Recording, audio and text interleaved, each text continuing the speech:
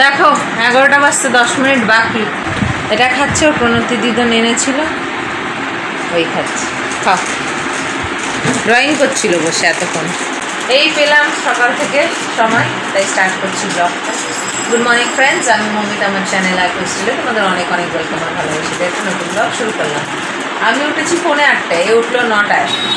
আমার উঠে ফ্রেশ হয়ে ব্রেকফাস্টও হয়ে গেছিলো, তারপরে উঠলো, ওকে ফ্রেশ করালাম। মা আমি দুজনই মাথায় তেল দিয়েছি, শ্যাম্পু করবো। তারপরে ঘর দর পরিষ্কার করলাম। ও আজকাল ফোনটা বলতে গেলে খুবই কম দেখে, খাওয়ার সময় একটু দেখলো আধা ঘন্টা, তারপরে নিজে থেকে রেখে দিই ওই ড্রয়িং নিয়েই পড়ে থাকে, ভালো। তো ড্রয়িং করছিল, আমি ঘর দর এইসব পরিষ্কার করে উঠলাম। মা ওদিকে রান্না করছে, আর বাইরে না রোদ দিচ্ছে পড়ছে, দিচ্ছে পড়ছে, দিচ্ছে পড়ছে, দিচ্ছে পড়ছে, আবার দিয়েছে, আবার এক্ষুনি পড়ে যাবে, এই হচ্ছে খালি। আজকে এরকম হলে কালকে একদম পুরোপুরি রোদ উঠবে। এইগুলো সব আজকে লাস্ট, কালকে আবার স্কুল। আমার মনে হচ্ছে কালকে কয়েকদিন স্কুল হবে, তারপর আবার ছুটি হয়ে যাবে। ঠিক আছে, ব্লগটা শুরু করলাম, তারপরে দেখি কি করি না করি সারাদিন, তাহলে শেয়ার করবো, সাথে থাকো। দেখো 1:05, আজকে হয়েছে আমাদের ভাত, এই যে চিকেন সসেজ, ফুলকপি আলু শিম ভাজি, এতে কালকের ওই বরবটি আলু ভাজিটাকে মা আবার একটু ঠিকঠাক করে ভেজেছে, আর এই যে ডাল, এই যে দুষ্টু শ্যাম্পু করে দিয়েছি ওকে, আর আমিও শ্যাম্পু করেছি। ওয়েদার এমন বাপরে বাপ, যে ওকে তো একটু ভালো গরম জলে স্নান দিয়েছি, আর আমিও যেই জল দিয়েছি না ছ্যাঁক করে উঠি, এত ঠান্ডা। ওয়েদারটা খুব সুন্দর কিন্তু। তো মারা না আজকে, মা আর বাবা একটু যাবে আজকে আমাদের কবরস্থানে যায়, যাদের মারা গেছে তাদের আত্মার শান্তির জন্য প্রার্থনা। যারা জানো না তাদেরকে বললাম, যারা জানো তাদেরকে বলছি।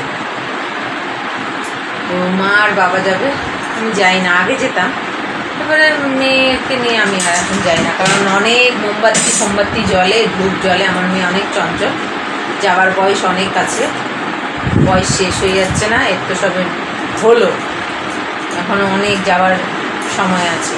তাই এই বাচ্চা নিয়ে যাওয়ার আমার কোনো শখ নেই। ভীষণ আগুন প্রত্যেকটা জায়গায়, মানে একদম টিকটিক করে, বড়দেরই একজনের আগুন লেগে যায় এদিক সেদিক।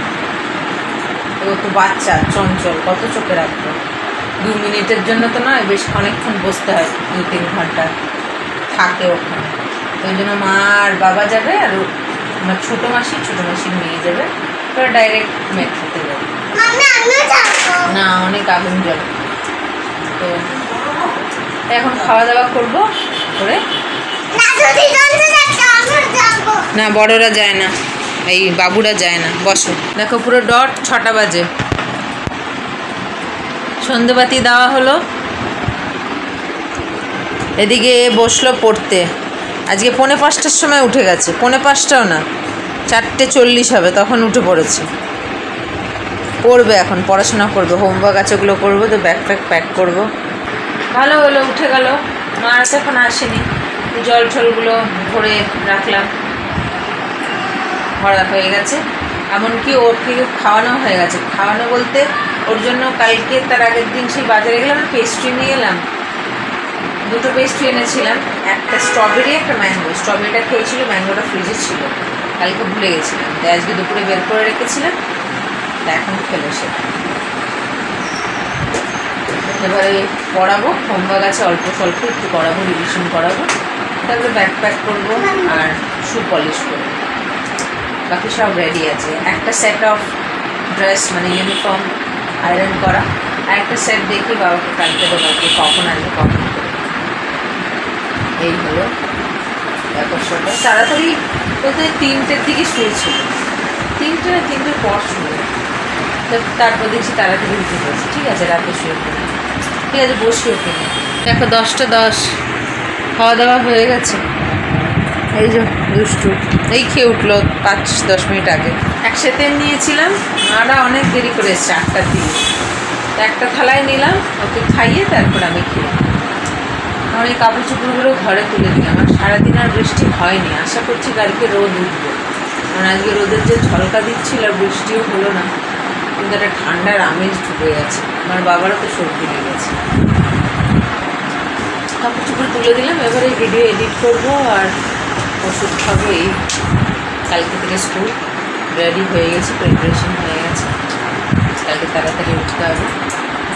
তাড়াতাড়ি ঘুমিয়ে যাবে, আজকে মানে 5টার দিকে উঠেছে, তারও আগে 5টা রাস্তা ঘুরিয়ে নিয়ে যাবে।